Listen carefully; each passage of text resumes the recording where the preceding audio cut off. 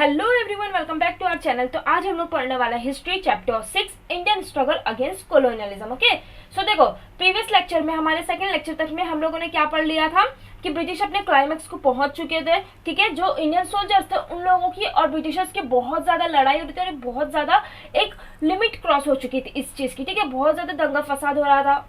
अब हम लोगों ने कल ये तो देख लिया था, लेकिन अब हम लोग इस लेक्चर में पढ़ने वाले हैं about the queen Lakshmibai. Okay, Jhansi की रानी के बारे में। In Jhansi the Indian soldier rose against the British. ठीक है, तो देखो हम लोगों ने प्रीवियस लेक्चर में क्या पढ़ा था कि हर जगह के जो सोल्जर्स थे वो लोग प्रोटेस्ट कर रहे थे, वो लोग बिल्कुल भी खुश नहीं थे जो लोगों के साथ हो रहा था, इसीलिए वो लोग सब एक साथ आकर क्या कर रहे थे, प्रोटेस्ट कर रहे थे। क्योंकि देखो उन लोगों के साथ बहुत कुछ हो रहा था, उन लोगों को बहुत डिफिकल्टीज फेस करनी पड़ी थी, पॉलिटिकली भी, सोशली भी, ओके, रिलीजियसली भी लोगों को बहुत ज्यादा कन्वर्ट किया जा रहा था क्रिश्चियनिटी में। ठीक है, सो ये सारी चीजें हो रही थी और इसीलिए झांसी में भी क्या हुआ था, प्रोटेस्ट हुआ था। They got organise under the leadership of Nana Sahib Peshwa, Tatya Tope and Rani Lakshmibai. Okay, so देखो जब झांसी में ये रिवॉल्ट हो रहा था तो इसको किसने लीड किया था, किसके अंदर हो रहा था, ये कौन मैनेज कर रहा था ये सारी चीजों को।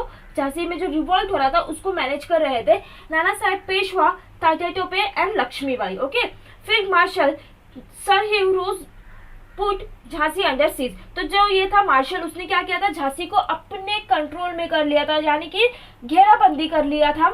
सीज मतलब होता है कि घेराबंदी। ठीक है, सो झांसी को क्या किया था मार्शल ने, अपने घेराबंदी में ले लिया था। Tatya Tope came to the queen's rescue but he was defeated by the Hugh Rose. तो देखो टाटा टोपे को जब पता चला कि मार्शल ने क्या किया है, सीज कर लिया है झांसी को, तो वो पहुंचे झांसी में ताकि वो क्या कर सके, क्वीन को बचा सके। लेकिन इवेंचुअली क्या हुआ कि ह्यू ने हरा दिया था टाटा टोपे को और वो जीत गया था। ठीक है, the British also conquered Kalpi. देखो ब्रिटिशर्स ने कल्पी भी ले लिया था।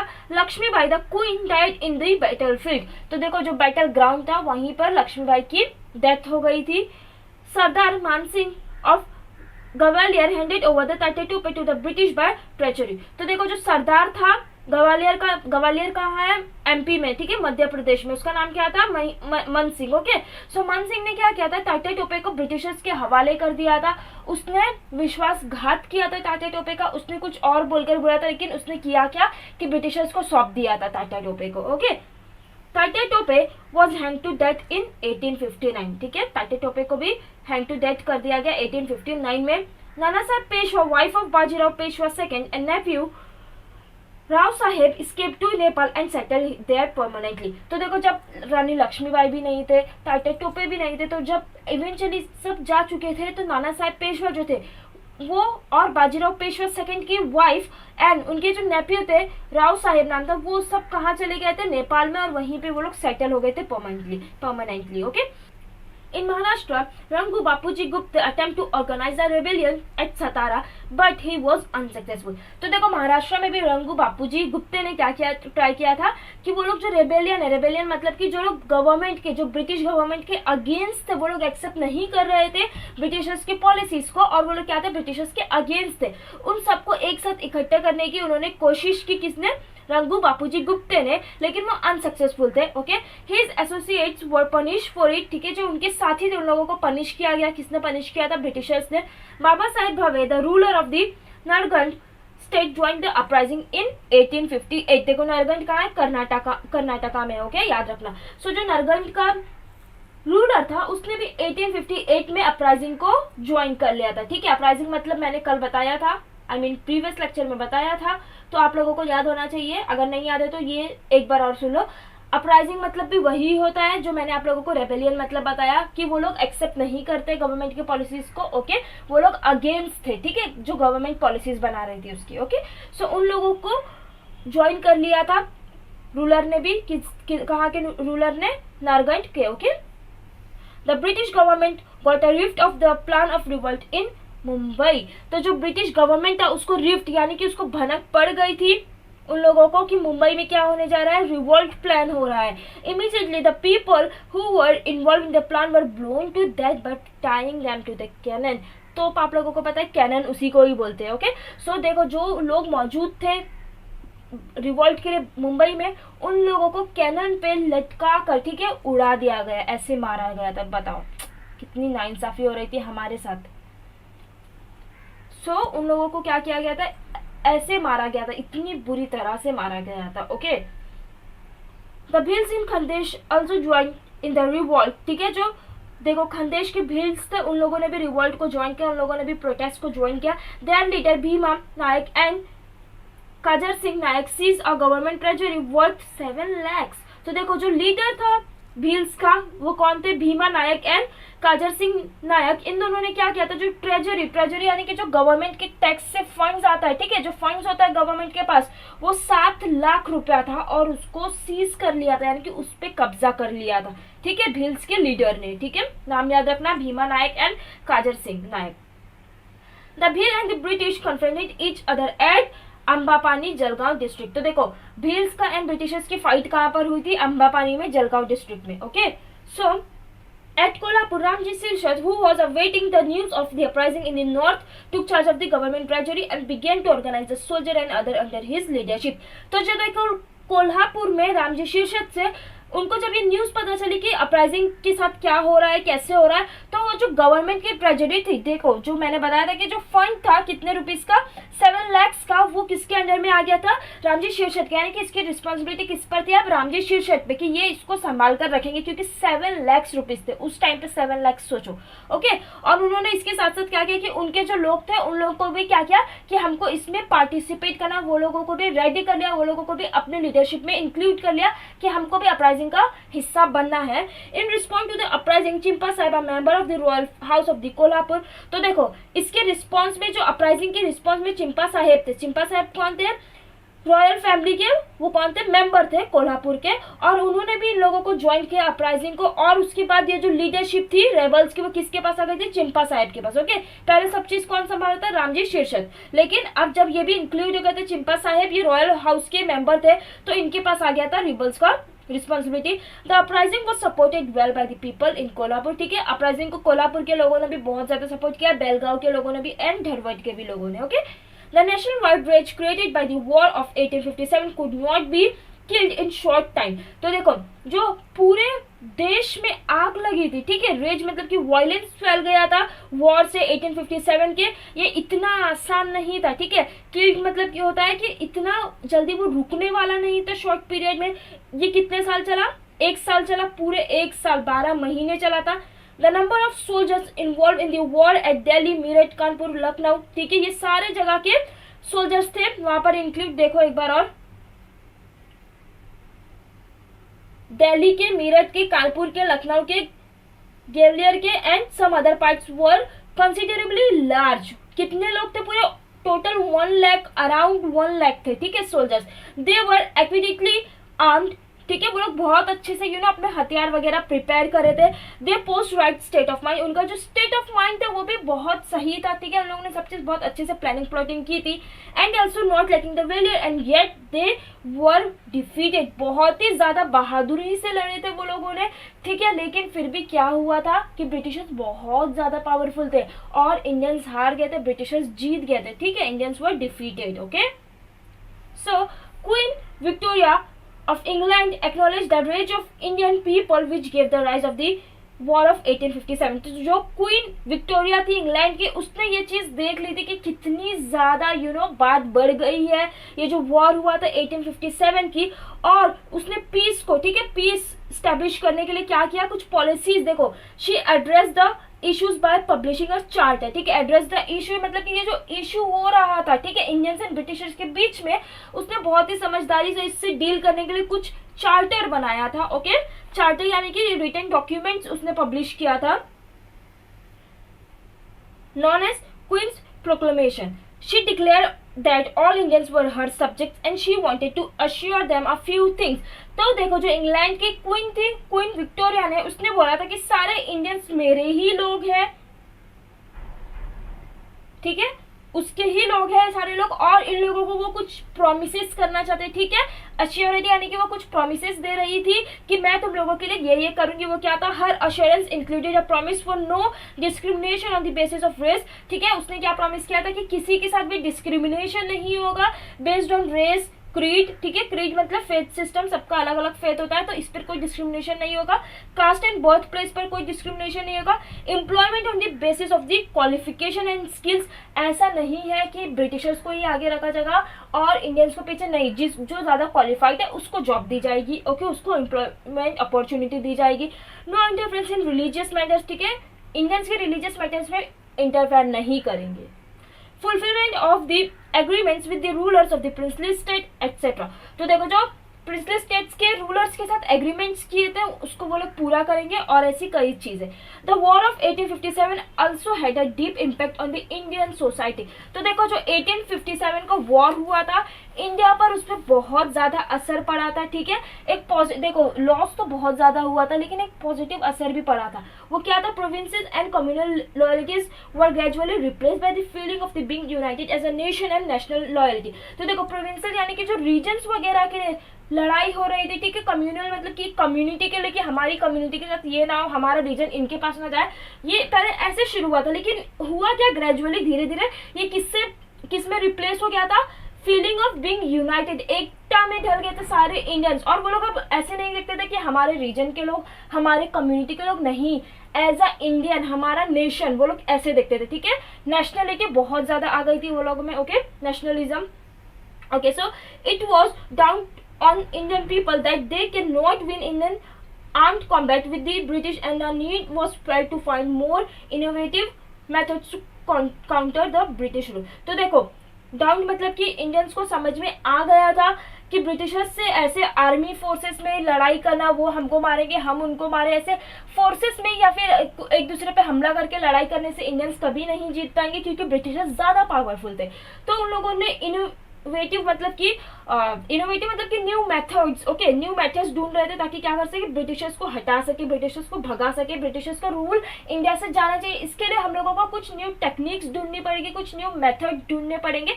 ऐसे इंडियंस को समझ में आ गया था कि सिर्फ अभी वॉर करने से कुछ नहीं होगा, इंडियंस को कुछ ना कुछ सॉलिड प्लान्स करना पड़ेगा, okay.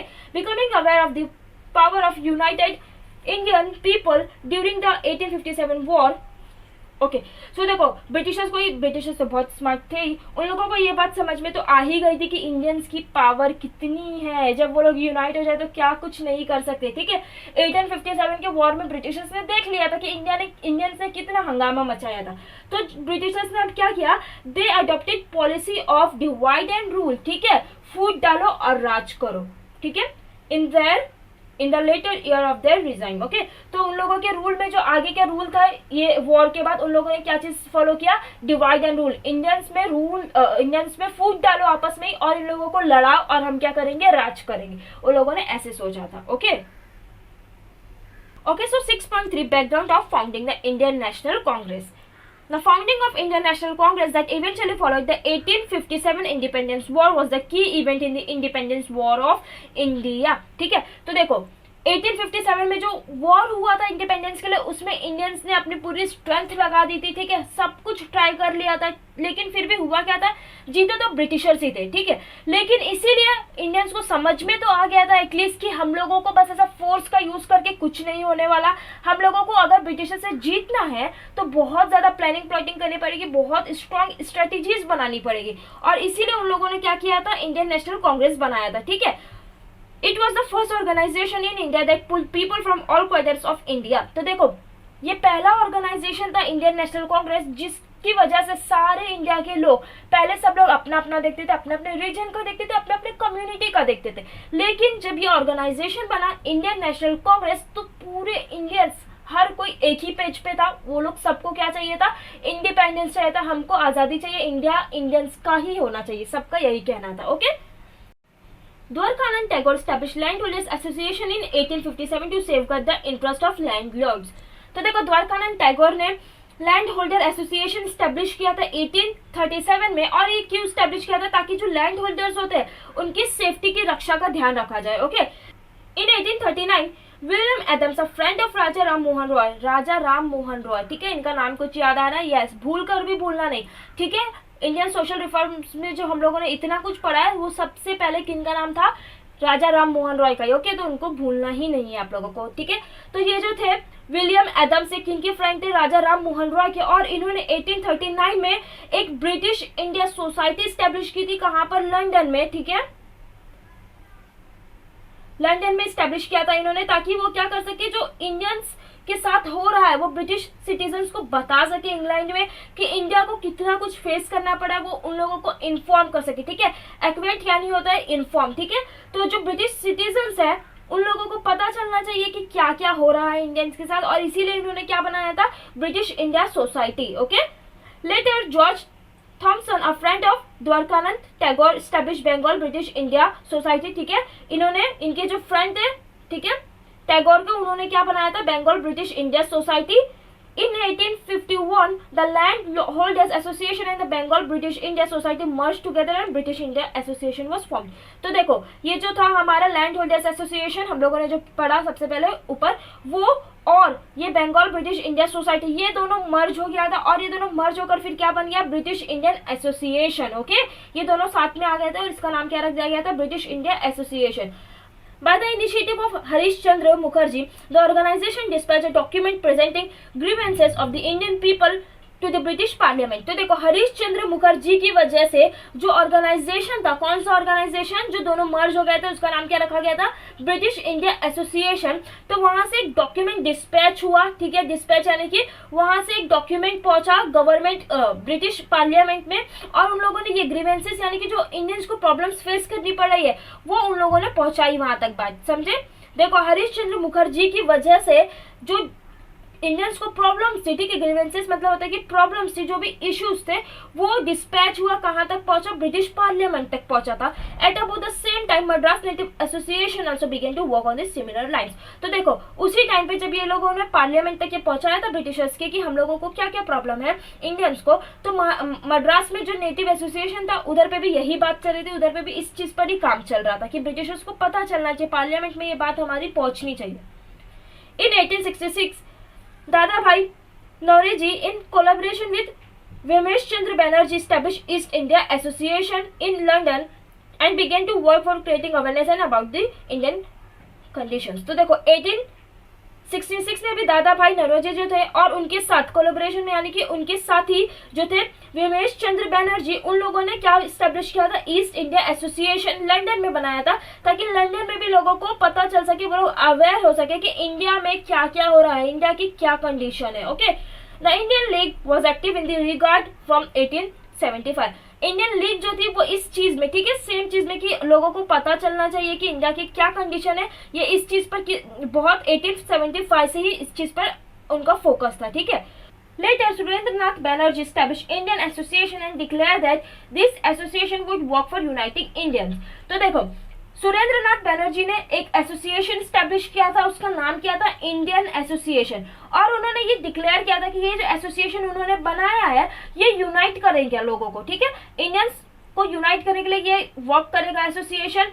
Various racial origin and caste, अलग रेस के भी लोग होंगे इसमें, अलग कास्ट के भी लोग होंगे, हर कोई अलग होगा, ठीक है, हर कोई भले ही अलग फेथ फॉलो करता हो लेकिन सबको वो एक साथ लाएंगे, किस बेसिस पर, common political interest and aspiration. देखो सबको common political interest and aspiration, जो उनकी इच्छा थी, ठीक है, एस्पिरेशन यानी कि इच्छा, तो जो उनकी इच्छा थी और जो उनका पॉलिटिकल इंटरेस्ट था वो यही था कि क्या होना चाहिए, इंडियंस को इंडिया मिलना चाहिए और ब्रिटिशर्स हम पे रूल नहीं करना चाहिए, ठीक है, इंडिया जो है वो इंडियन का होना चाहिए, सब लोग यही चाहते थे। तो वो इसी बेसिस पर क्या करते, सबको यूनाइट कर देते इंडियंस को, ठीक है, इसीलिए उन्होंने एसोसिएशन बनाया था।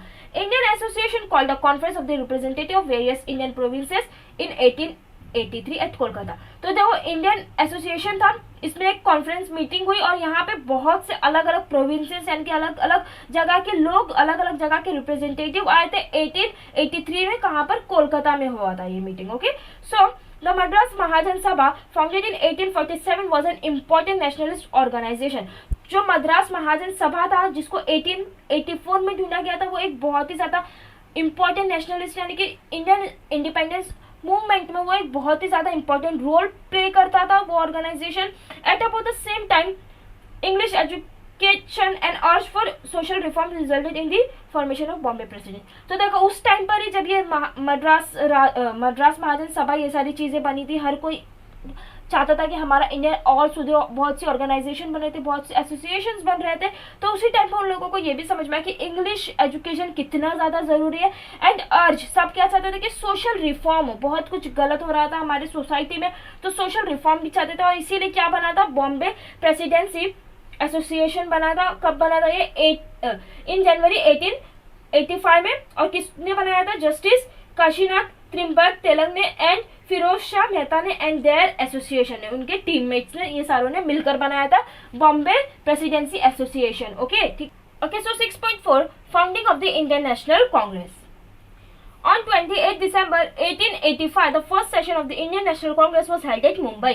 तो देखो फर्स्ट मीटिंग जो हुई थी वो मुंबई में हुई थी 28 दिसंबर 1857 की, ठीक है। इंडियन नेशनल कांग्रेस की फर्स्ट मीटिंग जो हुई थी वो कब हुई थी, 28 दिसंबर 1885 को मुंबई में। ओके, इन गोकुलदास तेलापल संस्कृत कॉलेज, इस कॉलेज में ये मीटिंग हुई थी। Okay, it was attended by 72 delegates from various parts of India. तो अलग अलग जगह के जो डेलीगेट्स थे, डेलीगेट्स यानी कि रिप्रेजेंटेटिव थे, तो 72 रिप्रेजेंटेटिव इस मीटिंग में मौजूद थे, ठीक है। फर्स्ट मीटिंग में Womesh Chandra Banerjee president over this session. तो इस सेशन के जो हेड थे, लीडर थे, वो कौन थे, विमेश चंद्र बैनर्जी। मैंने एमिनेंट मतलब होता है कि रिस्पेक्टेड, ठीक है। तो बहुत ग्रेट पर्सनैलिटीज भी यहाँ पर मौजूद थी। कौन कौन थे वो, फिरोज शाह मेहता, दादा Bhai Naoroji, Rahimtullah Sayani, Kashinath Trimbak Telang, Gopal Krishna Gokhale participated in this proceeded of this session. तो ये सारे लोग इस सेशन में मौजूद थे जो फर्स्ट सेशन हुआ था। ओके, फर्स्ट मीटिंग हुई थी। Allan Octavian Hume, a British officer in India, took significant lead in the founding of Indian National Congress. तो जो एलन था, ठीक है, वो ब्रिटिश ऑफिसर था, उसका एक बहुत ज्यादा बड़ा रोल है, बहुत ज्यादा योगदान था इंडियन नेशनल कांग्रेस बनाने में। In this first session 9 resolutions were passed. तो जो इंडियन नेशनल कांग्रेस का फर्स्ट मीटिंग हुआ था उसमें 9 रेजोल्यूशंस पास हो गए थे। ओके, वो रेजोल्यूशंस क्या क्या थे अभी हम लोग देखते हैं। Demand for appointing a commission to inquire into the British administration in India. तो उन लोगों ने ऐसा डिमांड किया था कि जो इंडिया में ब्रिटिश एडमिनिस्ट्रेशन है वहां पे एक अपॉइंट होना चाहिए, ऐसा जो इंडियंस की जो बात है वो ब्रिटिशर्स तक पहुंचा सके। जब कोई लॉ बनेगा तो वो उस चीज को रिव्यू करे कि इंडियंस इससे कंफर्टेबल है या नहीं है, ये इंडियन के फेवर में है या नहीं। अगर इंडियंस इससे कंफर्टेबल नहीं है तो वो लोग उस चीज को इम्प्लीमेंट नहीं होने देंगे। तो लोगों ने ऐसा डिमांड किया था कि ऐसे किसी कमीशन को अपॉइंट करो। Okay, to appoint elected representative of people, ठीक है, जो रिप्रेजेंटेटिव लोग चुनेंगे उसे ही अपॉइंट करना है, ठीक है, लेजिस्लेटिव असेंबलीज में। To employ Indians in the administrative services, Indians को भी मौका मिलना चाहिए एडमिनिस्ट्रेटिव सर्विसेज में, एम्प्लॉयमेंट अपॉर्चुनिटी इंडियंस के लिए भी होनी चाहिए, ठीक है। To conduct civil service examination in India, okay, civil service examination India में भी होना चाहिए। टू कर्टेल मिलिट्री एक्सपेंसेस, जो उन लोगों के मिलिट्री एक्सपेंसेस थे उसको कम कर दे। To section more funds for higher education, और पढ़ाई में और ज्यादा, हायर एजुकेशन में क्या हो, और ज्यादा वो लोग अपने पैसे इन्वेस्ट करें, बल्कि जो लोगों का मिलिट्री है उसमें थोड़ा कम करें लेकिन एजुकेशन के लिए और ज्यादा उसमें पैसे डालें। And to make provision of for technological education were put forth, और क्या करें वो लोग टेक्नोलॉजिकल एजुकेशन को और ज्यादा प्रोवाइड करें लोगों को। ओके, नाउ अब हम लोग पढ़ेंगे 6.5 moderates and extremism. So eight about the same time, first of all देखो मॉडरेट्स मतलब क्या होता है कि शांति से हर चीज करने वाले। ओके, और एक्सट्रीमिस्ट मतलब कि जो जैसा करा उसको वैसे, जो गुस्से में तुमको कुछ करा तो तुमको भी उसका डील किससे करोगे, गुस्से में ही करोगे, ऐसा होता है, ठीक है। मॉडरेट्स मतलब शांति से, यू नो, एकदम सुलझे हुए लोग होते हैं, वो लोग अपनी इनर पीस डिस्टर्ब नहीं होने देते, कुछ भी हो वो लोग बोलते अच्छा अब मैं देखता हूँ उसे, और वो लोग क्या करते हैं फिर अब खुद ब खुद, यू नो, स्ट्रेटेजीज बनाते, देन उनसे धीरे धीरे शांति से डील करते। लेकिन एक्सट्रीमिस्ट क्या होता है कि वो लोग इमीडिएटली, गुस्से का मतलब गुस्सा, ईट का जवाब ईट से, ठीक है, ऐसे होते। So at about the same time, a debate emerged, especially in Maharashtra, arguing about the priority of political reforms over priority of social reforms. तो देखो महाराष्ट्र में एक चीज को लेकर बहुत ज्यादा आर्ग्यू हो रहा था। कुछ लोग बोल रहे थे कि क्या होना चाहिए, सबसे पहले पॉलिटिकल रिफॉर्म होना चाहिए, यानी कि सबसे पहले इंडिपेंडेंस मिलना चाहिए। लेकिन कुछ लोग जो थे वो लोग क्या बोलते थे कि नहीं, पहले सोशल रिफॉर्म होना चाहिए। मतलब कि देखो कुछ लोग का ऐसा मानना है कि सोशल रिफॉर्म क्यों हो, क्योंकि क्या हो जाए, जब सोशल रिफॉर्म हो जाएगा तो सारे इंडियंस एक साथ आ जाएंगे, अब कोई छोटा बड़ा नहीं रहेगा, क्योंकि सोशल रिफॉर्म हो जाएगा तो सबको समझ आएगा कि इंसानियत सबसे बड़ी चीज है, उसके बाद कुछ ऐसा कास्ट वास्ट ये सब नहीं है। तो वो लोग ये सोच रहे थे कि जब सोशल रिफॉर्म हो जाएगा तो सारे इंडियंस एक साथ आ जाएंगे और उसके बाद सारे इंडियंस मिलकर इंडिपेंडेंस के लिए लड़ेंगे। लेकिन ऑन द अदर हैंड जो कुछ लोग थे वो लोग बोलते कि नहीं, ऐसा सोशल रिफॉर्म जाने दो, अभी पहले हम लोगों को ब्रिटिशर्स को भगाना है, उसके बाद अगर हम लोगों का कंट्री हमारे पास होगा तो हम लोग खुद सोशल रिफॉर्म कर देंगे बाद में, ऐसा सोचते थे। ठीक है, the extremist wing of thinkers insist that independence should be a natural priority. तो जो एक्सट्रीमिस्ट थे उन लोगों ने क्या बोला कि नहीं, इंडिपेंडेंस मिलना चाहिए, और इंडिपेंडेंस अगर मिल गया तो उसके बाद खुद ब खुद क्या हो जाएगा, सोशल रिफॉर्म के लिए एक सेटअप अच्छा खासा बन जाएगा और हम लोग खुद क्या कर देंगे, सोशल रिफॉर्म कर देंगे। लेकिन पहले क्या होना चाहिए, हमारा इंडिया हमारे पास आना चाहिए। ऐसे कौन सोचता था, extremist. Okay, on the other hand, और जो मॉडरेट्स थे वो लोग क्या बोल रहे थे कि नहीं, पहले क्या होना चाहिए, सोशल रिफॉर्म होना चाहिए, बिना सोशल रिफॉर्म के इंडिपेंडेंस इनकम्प्लीट है। देखो, आप लोगों को शायद अभी लग रहा होगा मॉडरेट्स पागल थे क्या, लेकिन मॉडरेट्स पागल नहीं थे। अगर समझो इंडिपेंडेंस नहीं हुआ था, ब्रिटिशर्स परेशान कर रहे थे इंडियंस को, तो ही इंडियंस एक सेम पेज पर आए थे ना, वरना सब लोग अलग थे, ये अलग वो अलग वो अलग, सब लोग अलग। लेकिन जब ब्रिटिशर्स से वॉर हुआ था 1857 में, तो सब लोग ने क्या बोला कि अब हमको मिलकर लड़ना पड़ेगा ब्रिटिशर्स से। ओके, तो इसीलिए क्या हो गया था, सारे इंडियंस एक साथ आ गए थे। लेकिन अगर इंडिपेंडेंस मिल जाएगा तो इंडियंस तो वापस से अपना अपना देखेंगे, क्योंकि वो लोग क्या कर रहे हैं, क्योंकि लोगों को ब्रिटिशर्स से फाइट करना, तो ही वो लोग एक साथ है। अगर ब्रिटिशर्स से वो लोग जीत जाएंगे ऑलरेडी, तो वो लोग वापस से टूट जाएंगे, अपना अपना देखेंगे सब लोग, ऐसा था। इसीलिए मॉडरेट्स क्या बोल रहे थे कि पहले हमको सबको क्या करना है, एक साथ करना है, उसके बाद लड़ना है ब्रिटिशर्स से। ओके, और एक्सट्रीमिस्ट क्या बोल रहे थे कि नहीं, हम लोग क्या करेंगे, पहले लड़ेंगे, इनको भगाएंगे, उसके बाद क्या करेंगे, खुद ब खुद हम लोग अपने लोगों को समझाएंगे एंड सोशल रिफॉर्म्स हो जाएगा। आई डोंट थिंक कि सोशल रिफॉर्म मतलब बताने का मुझे आप लोगों को जरूरत है अभी, क्योंकि हम लोगों ने बहुत पढ़ लिया है पहले। ठीक है, इससे पहले वाले जो 1-2 चैप्टर है वो सोशल रिफॉर्म पर ही बेस्ड थे। Okay, so they did not stop, sorry, so they did not मुझे क्या हो गया पता नहीं, मैं कुछ ज्यादा ही एक्सट्रीमिस्ट में घुस गई थी शायद। so they did not mind appealing to the British government to help in the task of social reforms। तो देखो, जो मॉडरेट्स थे उन लोगों ने हिचकिचाया नहीं, वो लोगों ने बोला कि हम लोग क्या करेंगे, ब्रिटिशर्स से हेल्प लेंगे ताकि हमारी सोसाइटी में जो है सोशल रिफॉर्म हो सके। Okay, so Gopal Ganesh Angarkar was at the help of those who insisted on the priority of social reform। तो जो गोपाल गणेश आगरकर थे वो क्या बोल रहे थे कि हम लोगों को क्या करना है, सबसे पहले अपने लोगों को एक साथ लाना है, अपने लोगों को इकट्ठे करना है, सोशल रिफॉर्म करना है, और गोपाल गणेश आगरकर ही हेड थे इस चीज के। ठीक है, he used to say that we need to first reform ourself. उनका ऐसा कहना था कि हम लोगों को पहले खुद में सुधार देखना चाहिए, उसके बाद जो हमारे दुश्मन है उनसे लड़ना चाहिए। ठीक है, ऐसा मॉडरेट्स का कहना था। Lokmanya Tilak who were the leader of extremists, ठीक है, जो लोकमान्य तिलक थे वो एक्सट्रीमिस्ट के लीडर्स थे, और वो क्या कहते थे कि हमारा जो कंट्री है वो किसी और के पास है, हमारा जो घर है वो किसी और के पास है, और सबसे पहले वो रिकवर करना सबसे ज्यादा जरूरी है, देन उसके बाद क्या होगा, रिफॉर्म होगा। ओके, सो दोनों की सोच बहुत ज्यादा अलग थी। Firoz Shah Mehta, Gopal Krishna Gokhale were the leaders of the moderates. ठीक है, फिरोज शाह एंड गोपाल कृष्ण को याद रखना, ये दोनों लीडर्स थे मॉडरेट्स के। They felt that if they could convince the government about their grievances with necessary proof, the government will not despair them। Lokmanya Tilak on the contrary felt the British government will not yield the application request and speeches। तो जो फिरोज शाह थे, ठीक है, और गोपाल कृष्ण थे, वो लोगों ने ये सोचा कि अगर हम लोग बताएंगे गवर्नमेंट को, ब्रिटिश गवर्नमेंट को, कि हमारी क्या क्या परेशानी है, हमारे में कितनी बुराइयां हैं, और हमको तुम्हारे में मतलब बुराइयां इन द सेंस कि सोशल रिफॉर्म नहीं हुआ था ना, सती प्रैक्टिस, चाइल्ड मैरिज, ये सब होता था। तो उन लोगों ने सोचा कि अगर हम लोग ये बताएंगे तो क्या होगा, ब्रिटिशर्स हमारी बात समझेंगे और हमारी हेल्प करेंगे। लेकिन जो लोकमान्य तिलक थे, एक्सट्रीमिस्ट के लीडर, उन्होंने को क्या लगता था कि ब्रिटिश मानने वाले ही नहीं है ब्रिटिशर्स, बल्कि इससे और फायदा निकालेंगे। वो भी एक तरह से सही थे कि अगर हम लोग उनको अपनी कमियां बताएंगे तो ब्रिटिशर्स और क्या करेंगे, वो कमियों को यूज करके हमको ही आग में और झोंक देंगे। Okay, so Lokmanya Tilak on the contrary felt the British government will not yield to application request and speeches. तो देखो, हम लोगों ने ये पढ़ लिया। अब देखो इन सिंपल वर्ड्स समझो कि मॉडरेट्स क्या चाहते थे कि हम लोगों में पहले क्या हो, सोशल रिफॉर्म हो। सोशल रिफॉर्म होगा तो हम सब एक साथ आ जाएंगे, इंडियंस कोई छोटा बड़ा एक दूसरे को नहीं देखेगा, सब लोग क्या सोचेंगे कि हम एक है, हम बस क्या है, इंडियंस है, और जब हम लोग सब एक साथ आ जाएंगे तो मिलकर ब्रिटिशर्स को अटैक करेंगे, ऐसा मॉडरेट्स सोचते थे। ओके, और एक्सट्रीमिस्ट क्या सोचते थे कि अगर हम लोगों ने ब्रिटिशर्स को बताया कि हम इंडियंस में क्या क्या कमी है, हम लोगों में हम लोगों में इंटरनल इश्यूज ही बहुत सारे, हम लोगों को सोशल रिफॉर्म की जरूरत है, तो इस चीज का और यूज करेंगे वो लोग ब्रिटिशर्स, और हमको अंदर से और तोड़ने की कोशिश करेंगे, यानी कि हमारी कमजोरी का वो लोग और ज्यादा फायदा उठाएंगे। और लोकमान्य तिलक का ऐसा मानना था कि ये जो एप्लीकेशंस कितने भी लिख लो, रिक्वेस्ट कर लो ब्रिटिशर्स को, स्पीचेस दे दो, लेकिन वो लोग मानने वाले नहीं है तुम्हारी कोई भी बात। मॉडरेट्स को वो बोल रहे थे। Okay, so the differences between moderates and extremist reach its climax in the session of Indian National Congress held at Surat in 1907। तो देखो, जो एक्सट्रीमिस्ट थे और जो मॉडरेट्स थे, ये लोग एक लिमिट क्रॉस कर चुके थे। ये लोगों के आपस में ही बहुत ज्यादा झगड़े शुरू हो गए थे।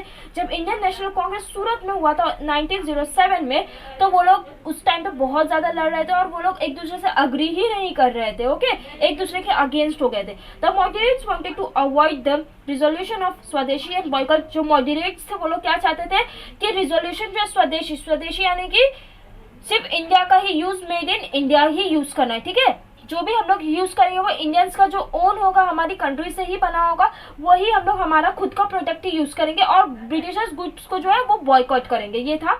ठीक है, लेकिन मॉडरेट्स क्या बोल रहे थे, हम लोग ये चीज अभी नहीं करेंगे, क्योंकि अगर हम लोगों ने ये किया तो ब्रिटिशर्स हमारे अगेंस्ट हो जाएंगे। The extremist wanted to stop this attempts of the moderates. और एक्सट्रीमिस्ट क्या चाहते थे कि ये लोग ऐसा ना करें, बल्कि ये लोग भी क्या करें, स्वदेशी को फॉलो करें और बॉयकॉट करें ब्रिटिश गुड को। ठीक है, ऐसा मॉडरेट्स ऐसा एक्सट्रीमिस्ट चाहते थे। This increase the tension during the session. ठीक है, और इसी वजह से ये जो सेशन था सूरत में, इसमें बहुत ज्यादा टेंशन बढ़ गया। वो लोग एक दूसरे से बिल्कुल अग्री ही नहीं कर रहे थे। रिकॉन्सिलाइजेशन बिकम इम्पॉसिबल। ये लोग देखो सेपरेट हो चुके थे और ये लोगों का एक साथ आना ऐसा लग रहा था कि अब इम्पॉसिबल। मॉडरेट्स एंड एक्सट्रीमिस्ट एक साथ अब आ ही नहीं सकते। ये लोगों का मिलन अब इम्पॉसिबल लग रहा था। ठीक है, क्योंकि ये लोग दोनों बहुत ज्यादा लड़ रहे थे, एक आपस में आर्ग्यू कर रहे थे। Ultimately the Indian National Congress split into 2 groups. और अल्टीमेटली क्या हुआ, नेशनल कांग्रेस 2 ग्रुप में बटी है, मॉडरेट्स एंड एक्सट्रीमिस्ट में। Okay, to control the programme of Indian National Congress, Lord Curzon plan the partition of Bengal. तो देखो, ये लोगों को पता चल रहा था, ब्रिटिशर्स को, ये बहुत स्मार्ट थे कि कुछ तो चल रहा है इंडियंस का, और ये सारी जो लोगों की प्लानिंग है ये हो ही ना, इस पे इम्प्लीमेंट ही ना हो, इसीलिए उसने क्या कर दिया था, बंगाल का पार्टीशन कर दिया था। ओके, किसने, लॉर्ड कर्जन ने। Okay, so after the partition of Bengal, जब बंगाल का पार्टीशन हो गया तो जो ब्रिटिश गवर्नमेंट थी वो एक्सट्रीमिस्ट से बहुत ज्यादा बुरा व्यवहार कर रही थी, क्योंकि देखो एक्सट्रीमिस्ट भी कुछ लोगों को करते रहते थे ताकि वो लोगों को क्या कर सके, रिवेंज मिल सके। लेकिन इसीलिए क्या कर दिया, ब्रिटिशर्स ने और ज्यादा स्ट्रिक्ट एक्शंस ले लिया, किसके खिलाफ, एक्सट्रीमिस्ट के खिलाफ। Okay, Lokmanya Tilak was sent to the Mandalay prison for 6 years under the charge of treason. तो जो लोकमान्य तिलक थे उनको 6 years के लिए भेज दिया गया था जेल में। ओके, कहाँ पर, मंडले में। मंडले कहाँ है, म्यांमार में है। ओके, और क्या बोलकर डाला गया था उनको जेल में, ट्रेजन, यानी कि वो गद्दार, अपने देश से गद्दारी की है इन्होंने, ऐसे बोलकर उनको इम्प्रिजन कर दिया गया था। Bipin Chandra Pal was imprison and Lala Lajpat Rai was deported. तो देखो, बिपिन चंद्र को भी क्या कर दिया गया था, जेल में कैद कर दिया गया था, और लाला लाजपत राय जो थे उनको डिपोर्टेड यानी कि कंट्री से निकाल दिया गया था। Okay, Lokmanya Tilak return to India after completing 6-year term in the prison of Mandalay in 1914। तो देखो 6 year के लिए इम्प्रिजन कर दिया गया था लोकमान्य तिलक को, और 6 year उन्होंने अपनी सजा काटने के बाद 1914 में वो इंडिया वापस आ गए। और जब वो इंडिया वापस आ गए तो मॉडरेट्स और जो एक्सट्रीमिस्ट थे वो दोनों यूनाइट हो गए, फिर से वो लोग दोनों एक साथ आ गए। ओके, कहाँ पर, कांग्रेस सेशन एट लखनऊ में मॉडरेट्स एंड एक्सट्रीमिस्ट वापस से एक साथ आ गए थे, वो लोग वापस से यूनाइट हो गए थे, क्योंकि दोनों का देखो मोटिव, दोनों का इंटेंशन तो एक ही था, बस वो लोगों के वेज अलग थे। ठीक है, लेकिन इवेंचुअली क्या हुआ था कि मॉडरेट्स एंड एक्सट्रीमिस्ट साथ आ गए थे। ओके, सो देखो हम लोगों का 3rd लेक्चर भी अभी खत्म होता है। ठीक है, आई होप आप लोगों को ये हेल्पफुल लगा होगा। अगर आप लोगों को ये हेल्पफुल लगा है तो please guys do like, share and subscribe. थोड़ा मोटिवेशन मिलना चाहिए हमें भी। ओके, सो कर दो like, share and subscribe. Okay, bye, thanks for watching.